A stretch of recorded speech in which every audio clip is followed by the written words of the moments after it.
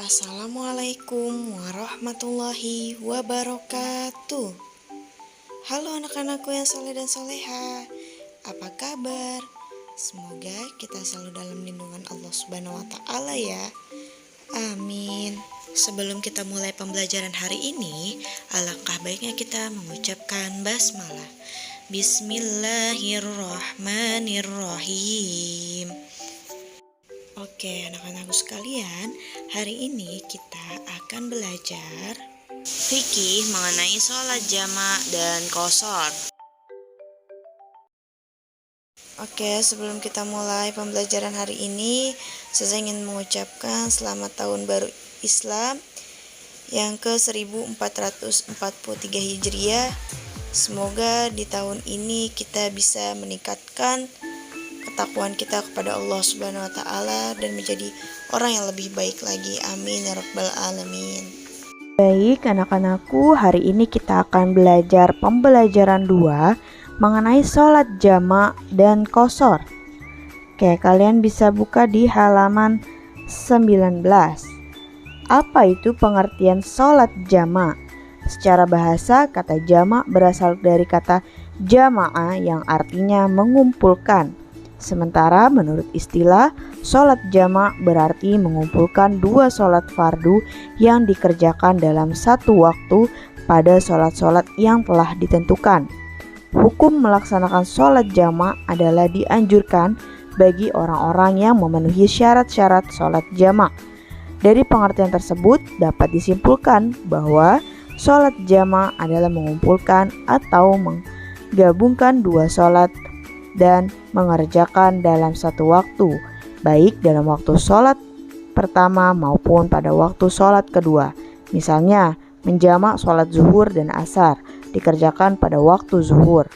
Melakukan sholat jamak diperbolehkan bagi orang yang dalam keadaan darurat, sebagaimana yang sudah dicontohkan Rasulullah SAW dalam hadis dari Mu'az yang artinya Mu'az bin Jabal berkata bahwa Rasulullah SAW dalam perang Tabur apabila matahari sudah tergelincir sebelum beliau berangkat, maka beliau menggabungkan zuhur dan asar.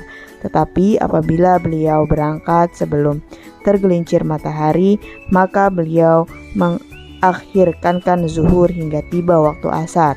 Begitu pula dengan maghrib. Apabila matahari terbenam sebelum beliau berangkat, maka beliau menggabungkan sholat maghrib dan isya. Tetapi apabila beliau berangkat sebelum matahari terbenam, maka beliau akhirkan maghrib hingga datang waktu isya dan menjamak keduanya. Hadis riwayat Ahmad, Abu Daud, dan Tirmizi. Oke, itu pengertian dari sholat jamak, yaitu menggabungkan sholat ya, atau mengumpulkan sholat. Oke, di sini juga ada macam-macam sholat jamak. Sholat jamak itu terbagi menjadi dua, yaitu sholat jamak takdim dan juga sholat jamak takhir. Jamak takdim artinya mengumpulkan dua sholat fardu yang dikerjakan pada waktu sholat yang pertama. Misalnya sholat zuhur dan asar dikerjakan pada waktu zuhur. Jamak takhir artinya mengumpulkan dua sholat fardu yang dikerjakan pada waktu sholat yang kedua. Misalnya sholat zuhur dan asar dikerjakan pada waktu asar, serta sholat maghrib dan isya dikerjakan pada waktu isya. Oke, yang ketiga ada sholat yang boleh dijamak. Sholat jamak hanya boleh dikerjakan pada sholat fardu, jadi tidak semua sholat dapat dikerjakan dengan cara jamak. Adapun sholat fardu yang boleh dijamak yaitu sholat zuhur dan asar, sholat maghrib dan isya. Sementara sholat subuh tidak dapat dijamak, tetapi wajib dikerjakan dalam keadaan apapun. Yang keempat, di sini ada syarat-syarat sholat jamak, yaitu syarat yang diperbolehkan melaksanakan sholat jamak adalah sebagai berikut. Melakukan perjalanan jauh, musafir dengan jarak minimal 16 farsakh atau sekitar 81 km.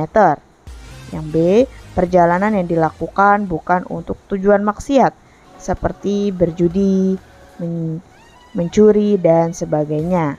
Yang C, sholat yang dijamak harus sholat fardu selain sholat subuh. Yang D, berniat sholat jamak baik jamak takdim maupun jamak takhir ketika takbiratul ihram. Yang E, tidak bermakmum kepada orang yang sholat biasa. Selain itu, antara jamak takdim dan jamak takhir memiliki syarat-syarat khusus. Jamak takdim boleh dilaksanakan dengan 3 syarat. Yang pertama, memulai dengan sholat yang pertama, zuhur atau maghrib, tidak sebaliknya.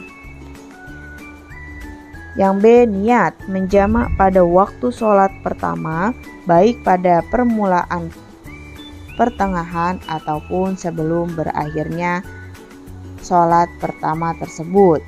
Yang C, berturut-turut, artinya tidak ada tenggang waktu yang lama antara sholat pertama dan sholat kedua, sebab keduanya seolah-olah satu sholat.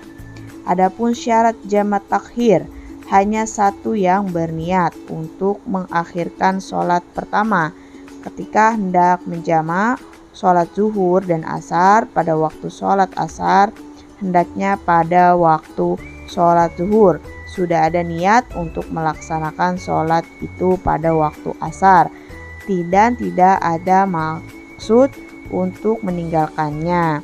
Nah, selain dikarenakan perjalanan jauh, ada ulama yang berpendapat khusus jamak takdim, baik sholat zuhur dan asar ataupun sholat maghrib dan isya, tetapi bukan jamak takhir atau qashar, diperbolehkan untuk dilakukan dengan sebab hujan lebat, asal dilakukan dengan berjamaah di masjid atau musola, karena jika pulang ke rumah dikhawatirkan tidak dapat kembali ke masjid untuk sholat berjamaah.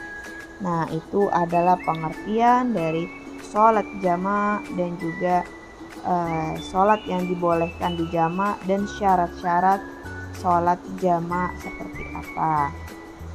Oke, anak-anakku sekalian, itulah materi yang hari ini kita bahas mengenai sholat jamak. Oke, untuk tugas fikih hari ini, karena hari ini adalah hari spesial yaitu hari tahun baru Islam, Ustazah ingin kalian membuat poster mengenai tahun baru Islam, ya, terserah bebas. Yang penting temanya yaitu tahun baru Islam 1443 Hijriah. Ya, nanti dikumpulkannya itu Ustazah kasih waktu sampai sore ya. Dikerjakan, diwarnai, bikin semenarik mungkin, lalu nanti difoto bersama kalian fotonya dan dikirimkan ke Ustazah Lina ya. Oke, untuk itu saja untuk materi pembelajaran hari ini. Alangkah baiknya kita mengucapkan hamdalah, alhamdulillahirabbil alamin. Wassalamualaikum warahmatullahi wabarakatuh.